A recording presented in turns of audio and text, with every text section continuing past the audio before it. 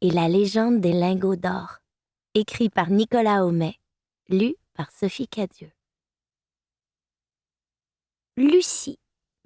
Lucie est intrépide, une vraie boule d'énergie qui déborde d'enthousiasme. Elle se donne à fond dans tout ce qu'elle entreprend, une vraie tornade qui ne prend pas toujours le temps de réfléchir. Lucie est la petite sœur de Sophie. Chapitre 1. Lucie, veux-tu bien me dire où est passée ta mitaine? Je lève la main droite devant le visage de ma grande sœur Sophie. Mais tu vois bien, elle est sur ma main. Ah oui? Lève donc la main gauche pour voir. Cornichon pourri! J'ai encore perdu une mitaine neuve. Mais quoi? On ne fait pas cuiser ses crayons à l'école. Il faut construire des forts de neige à la récré du matin. Jouer au roi de la montagne sur l'heure du midi et creuser des cachettes secrètes dans le fort commencer plus tôt pendant la récré de l'après-midi. Évidemment qu'une fille ultra manuelle comme moi peut perdre une mitaine ou un gant, parfois aussi une botte, un foulard et des cache-oreilles. Mais ma tuque, jamais. Dans mon village, mes amis et moi sommes connus sous le nom de la bande des tuques. Et nos tuques, elles sont uniques au monde. Rien ne pourrait nous en séparer. La mienne est bleue à rayures et elle a 2 pointes avec pompons plutôt qu'une seule. Je rétorque au dernier commentaire de ma sœur aînée. Tu n'avais pas précisé quelle main. Bon, pas génial comme réplique, mais je sais que Sophie n'est pas fâchée. Si tu savais le nombre de mitaines et de gants que je perds chaque hiver, tu ne me croirais pas. Pas des paires, ce serait trop facile. Des moitiés de paires de mitaines ou de gants. Il est donc très rare de me voir porter 2 gants identiques. Sophie observe ma main gauche qui commence à se raidir à chaque pas de plus que je fais vers notre maison. L'hiver, dans notre village, il fait froid. Mais il n'y a pas que le froid qui semble préoccuper ma grande sœur. Le visage à moitié camouflé dans mon énorme foulard de laine, je réussis à marmonner.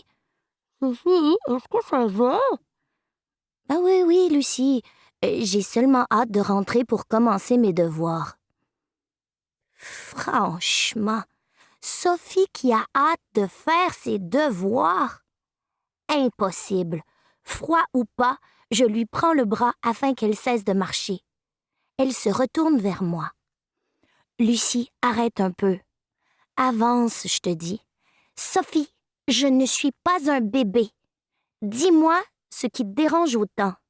Elle sait que je déteste par-dessus tout qu'elle me traite comme un bébé ou me cache des choses en prétendant me protéger. Je suis forte, autant que n'importe quel autre membre de la bande des tuques. Lucie, l'école va fermer. Je m'approche de ma grande sœur et commence à lui tâter le crâne par-dessus sa tuque blanche. « Mais qu'est-ce que tu fais? » me demande-t-elle en tentant d'éviter mes mains. Je m'assure que tu n'as pas de bosse parce que tu es clairement tombée sur la tête. » Ne te moque pas de moi, Lucie, c'est sérieux. Ma voisine de pupitre est la fille du directeur de l'école et elle m'a tout expliqué. L'école a été construite il y a plusieurs décennies et ça fait des années que certaines parties ont besoin de réparations urgentes. La structure n'est plus du tout sécuritaire, paraît-il. Sophie reprend le chemin de la maison. Je la suis en marchant silencieusement dans les traces qu'elle laisse dans la neige. Je ne sais plus quoi penser. Mais oui, je sais très bien quoi penser, justement. Oh non, je marche très rapidement afin de devancer ma sœur et je la force à interrompre sa marche à nouveau. Mais Sophie, on va aller où alors? À celle de la grande ville. Tu sais, l'énorme école neuve située près du centre commercial. Quoi? Il n'y a même pas de gazon dans leur cour d'école et en plus, on va marcher pendant des heures simplement pour s'y rendre. Sophie me sourit tendrement. On va y aller en autobus scolaire, Lucie. Mais je déteste ces autobus jaunes et je déteste la ville. Qu'est-ce qu'elle a, la ville?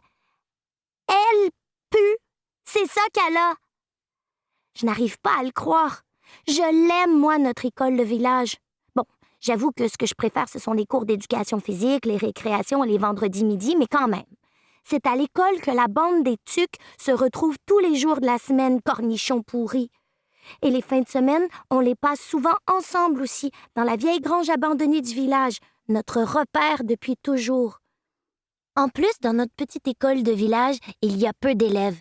Même que les élèves de 3e et 4e année font les cours dans la même classe. Et puisque tout le monde se connaît, il n'y a pas d'intimidation dans notre école. Je sais très bien que ce n'est pas le cas à l'école de la grande ville. Et vous allez me faire croire qu'ils ont un énorme jardin comme le nôtre dans leur cour d'école? Il n'y a que du ciment dans la cour de cette école.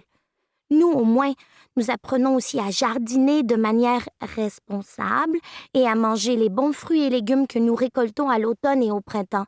Alors, je dis non au déménagement dans cette grande école grise.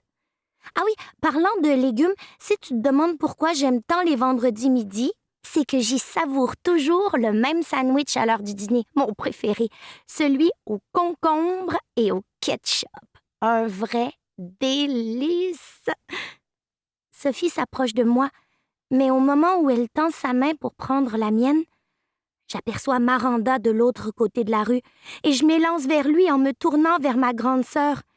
« Il faut que je parle à Maranda! À plus tard, Sophie! »« Ne rentre pas trop tard. »« OK, je vais rentrer super tard. »« Non, j'ai dit pas trop tard. » Alors que je suis déjà de l'autre côté de la rue, j'entends l'énorme soupir que Sophie laisse échapper. Elle lève les yeux au ciel en secouant la tête, puis prend le chemin du retour à la maison. Chapitre 2. Sophie devrait pourtant savoir qu'il est impossible d'être en retard lorsqu'on est avec Maranda. Lui, c'est un véritable James Bond. Il rêve de devenir un vrai de vrai espion et possède une quantité impressionnante d'appareils et de gadgets liés au monde de l'espionnage. Il porte même 2 montres au bras, dont une qui affiche l'heure normale du Québec, mais aussi celle de différentes régions du monde. Avec Maranda, impossible de ne pas arriver à l'heure. « Maranda, tu ne devineras jamais ce qui va arriver à notre école. »« Elle va fermer ses portes à la fin des cours en juin, me répond-il simplement, pas du tout alarmé. « Et comment tu peux savoir ça au juste? Nous sommes dans la même classe et personne ne nous en a jamais parlé. » Maranda retire son gant vert forêt et glisse une main dans son sac à dos vert fluo. Chez Maranda, tout est vert. Et sur Maranda, tout est souvent vert aussi. Tuque d'un vert avocat, foulard vert sapin, manteau smaragdin, si, je n'invente pas. Vert ceci et vert cela, c'est vert longtemps. Hein?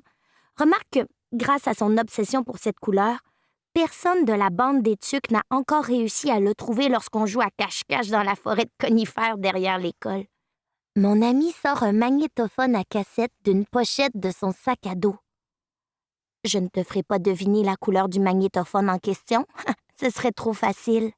Grâce à cet objet extraordinaire, j'ai entendu des élèves de 6e année en discuter. « Ah, ne me dis pas que tu espionnes les autres élèves maintenant! » Non, peut-être, oui, ou plutôt j'ai accidentellement appuyé sur le bouton pour enregistrer alors que je me tenais devant la porte ouverte du vestiaire des filles. Et j'imagine que la porte du vestiaire tenait accidentellement ouverte toute seule. Au lieu de me répondre, Maranda esquisse un sourire malicieux qui veut tout dire. Ça ne m'étonnerait même pas qu'il ait installé des caméras miniatures partout à l'intérieur de l'école pour tout savoir sur tout. Quand même pas dans les vestiaires ou les toilettes, j'espère. Et puis, qu'as-tu entendu? Que l'école a besoin d'importants travaux pour que la structure et d'autres trucs du genre respectent des normes de sécurité. Selon le conseil du village, l'école est considérée comme quasi irréparable et elle sera détruite parce que les travaux coûteraient bien trop cher. Surtout, j'ai entendu la fille du directeur dire à ta sœur et à d'autres que le village a tout fait pour trouver la somme d'argent nécessaire à la réalisation des travaux, mais sans succès. Et d'après toi, combien ça peut coûter de réparer une petite école de village comme la nôtre? 200 $? Maranda hausse les épaules. Je sais pas trop. 300 $? Ou plus? Quand même pas 500 $? En dollars canadiens, me demande-t-il? De toute évidence, on ne va pas trouver la réponse en jouant aux devinettes. Je tourne la tête et réalise qu'on est planté directement devant la banque municipale. Ah, mais oui! Lucie? Quoi, Maranda? À quoi penses-tu? Tu vois pas, Nono? La banque! Tu ne penses quand même pas que les banques donnent de l'argent juste pour faire plaisir? Peut-être pas donner, mais j'ai une vieille collection de timbres chez moi. Elle appartenait à mon oncle. Je suis certaine qu'on nous offrirait une jolie somme d'argent en échange. Les yeux de Maranda s'illuminent. Et tu crois qu'elle vaut vraiment beaucoup d'argent, cette collection? Genre 1000 $? Nous espérons que vous avez apprécié cet aperçu. Pour continuer à écouter ce livre audio sur Google Play Livres, utilisez le lien dans la description de la vidéo.